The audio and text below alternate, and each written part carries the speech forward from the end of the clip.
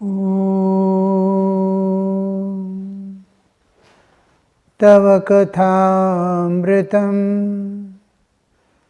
Tapta Jivanam Kavi Bhiriditam Kalmashapaham Shravanamangalam Srimadaatatam Bhuvi Grinanti Bhurida Janaha Bhuvi Grinanti Bhurida Janaha.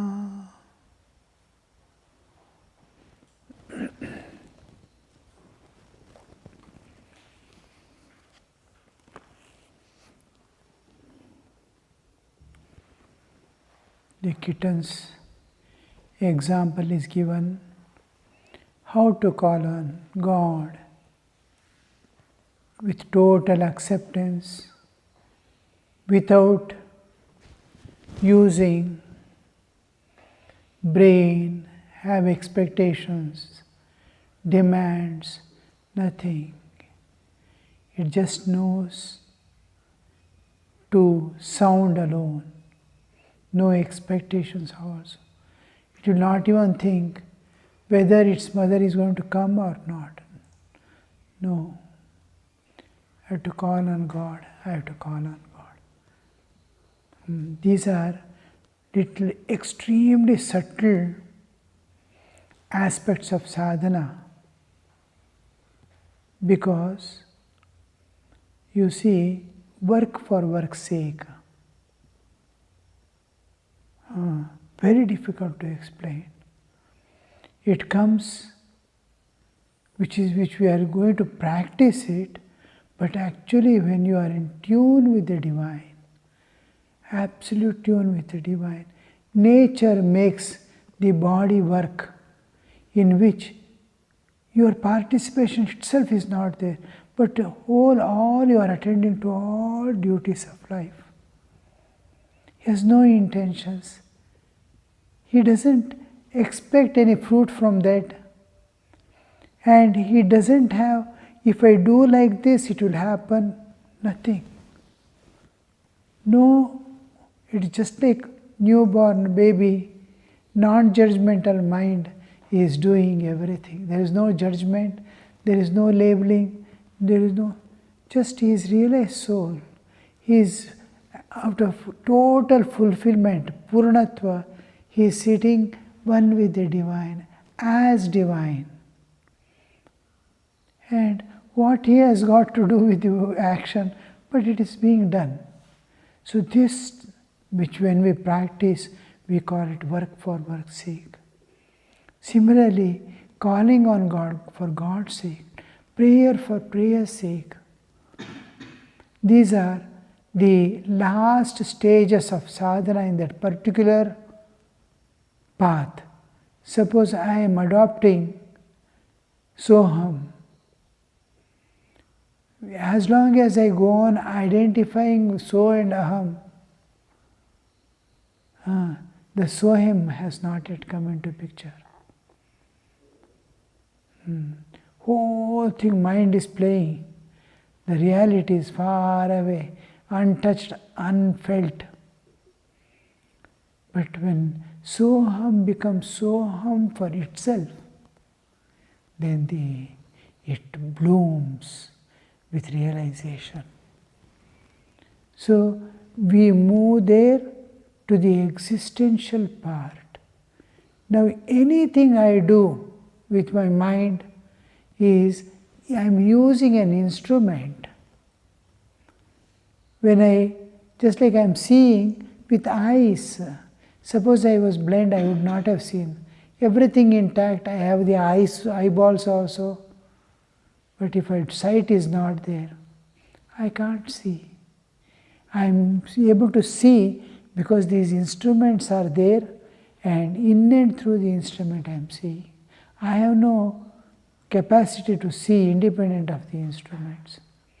So anything I do, I am thinking of Soham, I am thinking of Aham Brahmasmi, I am repeating the Japa mantra of my Ishtadevata. Everything I am doing with mind. And whenever I do with the mind, an instrument is doing something. But a day will come when, independent of instrument, your existential part starts repeating the God's name. It starts identifying actually your existence. These are all instruments used by the existence. So a day will come, there the real longing comes. Real longing comes from the Atmana, Atmani, in self, by self. No instrument, nothing belonging to Prakriti is used there. So here also, meow meow calling by kitten it is calling for calling's sake. It has not thought that I call, my mother will come. That is my mother. He doesn't know. It is newborn. It just, it feels insecurity, it feels pain, it feels discomfort. It does this sound, meow meow. What a beautiful example you see. We have to use this in every field, in doing japa, in calling on God, in doing patana and all. There is neither any fruit expectation. The moment you are expecting a fruit out of it,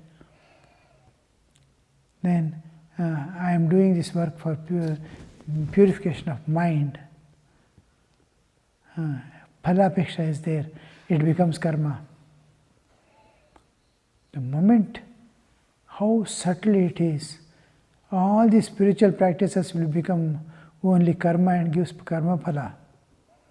To apple,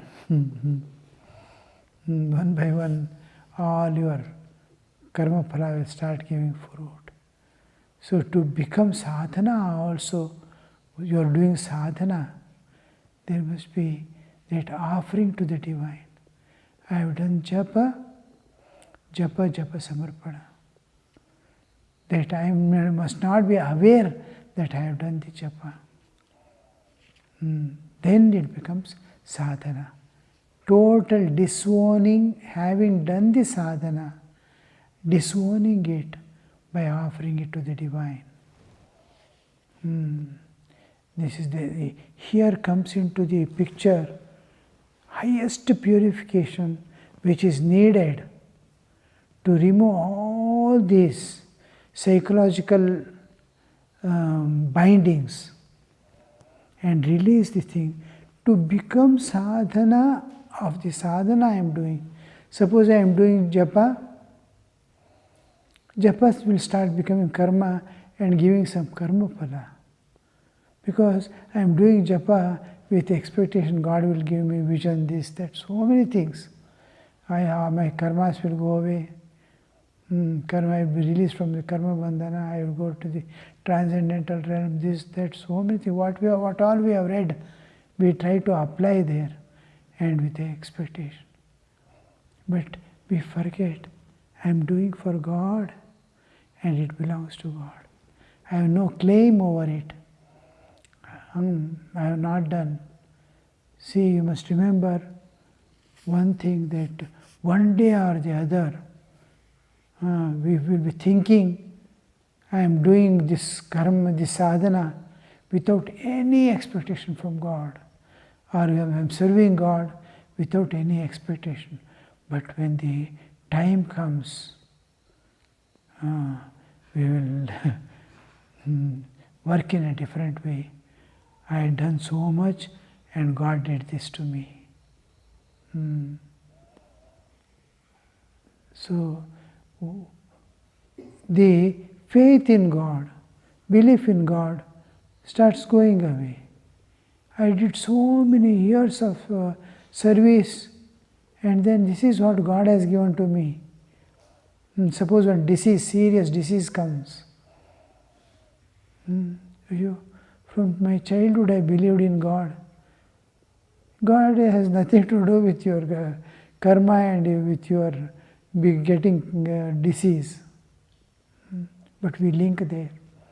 Then we will understand, oh, all these years I was doing sadhana with an expectation God will not give me suffering. That one woman was there who used to do garland for the temple. Here itself, nearby. Actual incident. So she was an old lady and with a grandson. The child's parents had died away, and the grandson was with the grandmother. And from early days, from her,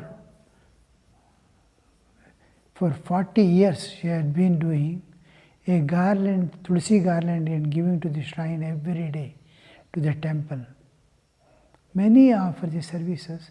She was giving from her house every day without fail. She will go and collect here, there, see Ekadashi garland.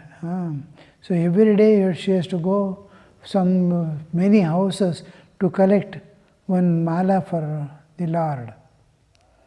Regularly she will go to some houses where the tulsi plants are there, she knows. Tulsi mala making people will know where the tulsi plant remains.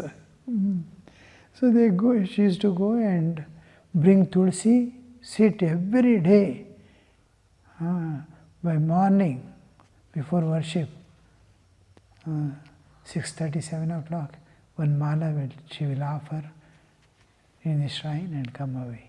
That will be put to the God after the bath and all. Her children passed away and grandson alone was there. Small boy, 9 years old.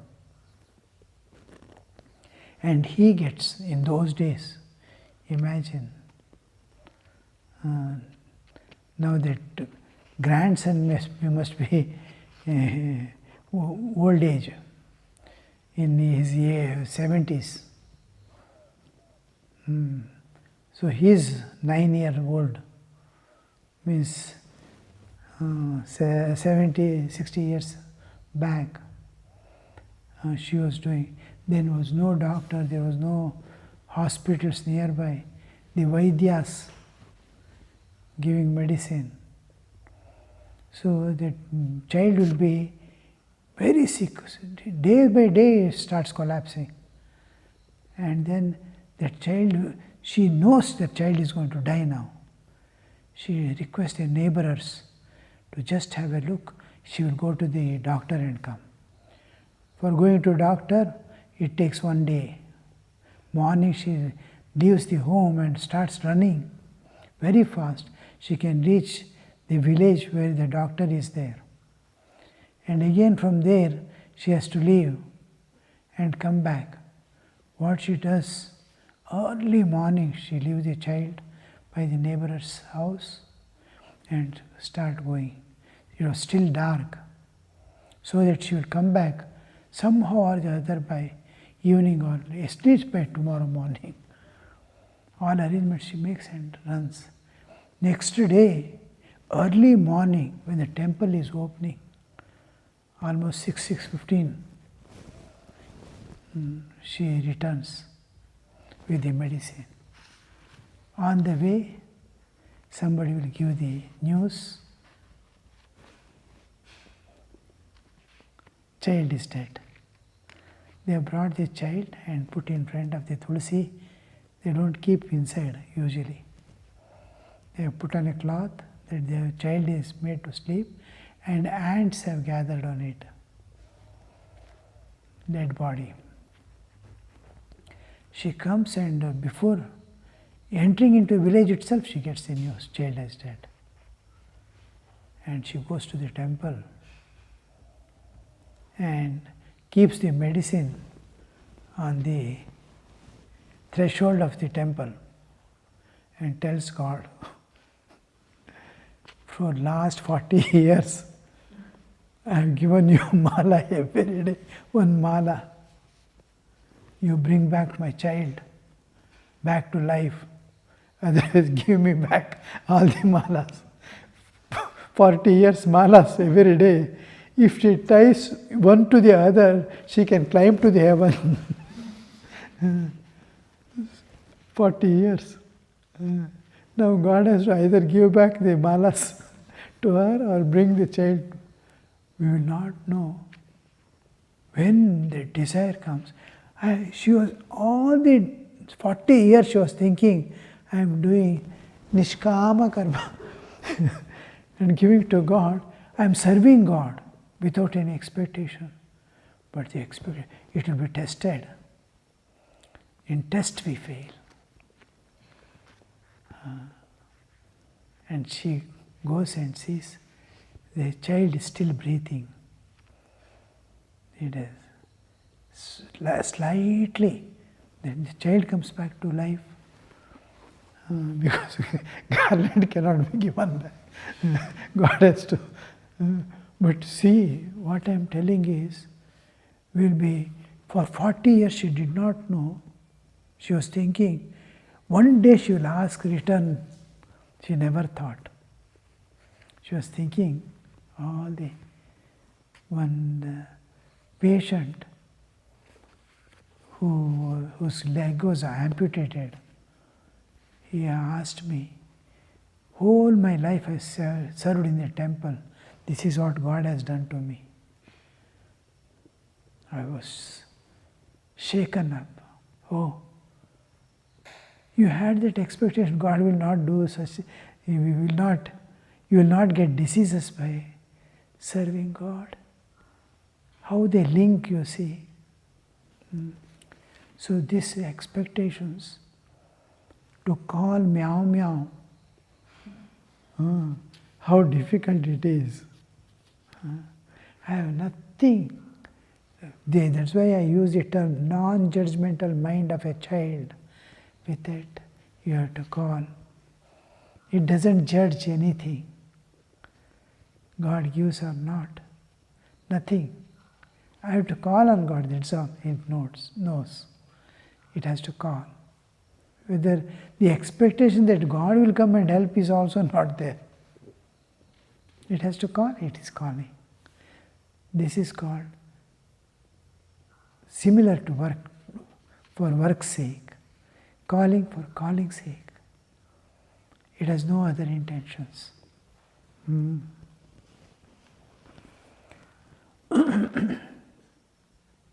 It was Sunday afternoon when A.M. came on his third visit to the Master. He had been profoundly impressed by his first two visits to this wonderful man. He had been thinking of the Master constantly and of the utterly simple way he explained the deep truths of spiritual life. Never before he had met such a man. See how God enters the heart of a devotee. Devotee's nature, his ideal. Each person will have an ideal. A perfect man how should be? How will he talk?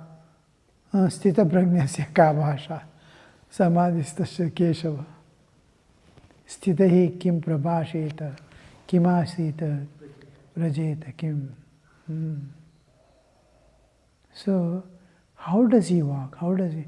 And I have an ideal of, in my mind, the concept of beauty also. What is beauty? Each person has a concept of beauty. He calls a particular thing to be beautiful, which other man may look upon it as the most ugliest thing. So, for crow's baby is very beautiful for the crow, and snake's baby is beautiful for the snake, but it is so threatening for man. So that way, the concept differs. Now, he has an ideal in his mind. A perfect man how should be. Each one of us will have. When we see such a person, we become intimate. We don't want to leave that person. I have certain things. He must behave like this, he must talk like this, he must sit like this, he must move like this. And when this matches with my ideal, I become intimate with it. I keep in my heart, this is the right thing, this I have got now. I have got this thing for which I was searching. It looks like that. So now, how a man must be, what kind of man was in his ideal, in that way God presents. God presents to the devotee in such a way that there is total acceptance, because his ideal, what he has conceived of an ideal, is there in that. And that makes him, that is the doorway for God to enter the heart of a person.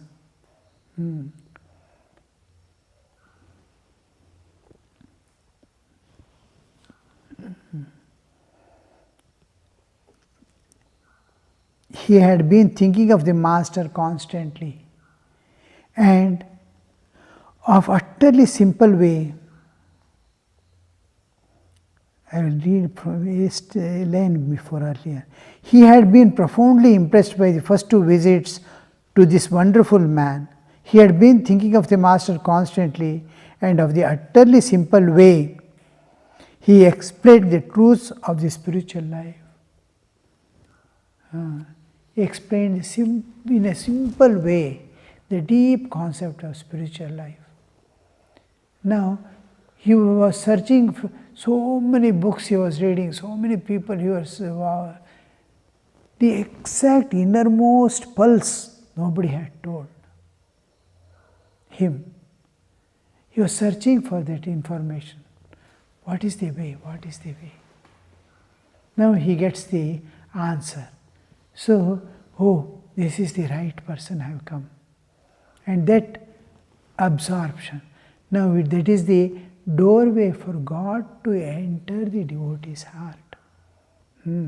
What you expect, that he becomes. Avaravara bhavake, avaravara bhakutige, avaravara taranagi, irutivanu shivayogi. Hariya bhaktarige hari, harana bhaktarige hara, nararenu bhavisuvaradarante toruvanu. In Bhagavad Gita, he says Krishna, Swamiji quotes in Parliament of Religion, Ye yatha mam prapadyante tam tateva bhajamyaham mama vartmanu vartante manusya partha sarvasha. Mama vartmanu vartante ye yatha mam prapadyante tam tateva bhajamyaham. As the people approach me, so I reach him. Whatever way he thinks of me as his father, I will go to him as father. If he thinks me of mother, I go to him as mother. If anybody thinks me of as his brother or friend, yes, I am there as his friend and brother. So as they approach me, so I am available to them. And they all are following what?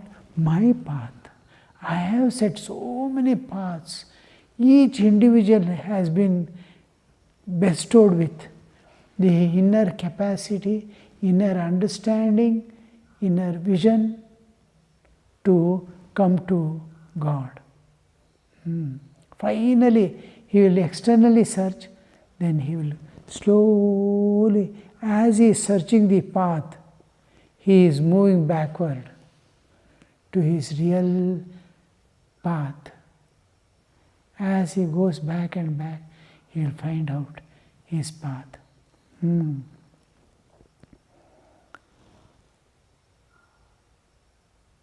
Never before had he met such a man.